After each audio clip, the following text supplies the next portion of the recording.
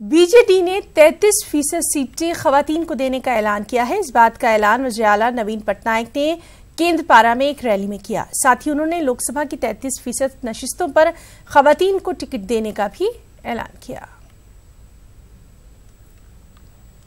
केंद्रपारा माटी बीजू बाबू का माटी।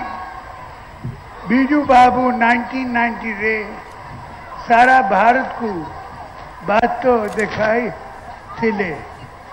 महिला मान को 33% रिजर्वेशन दी थी।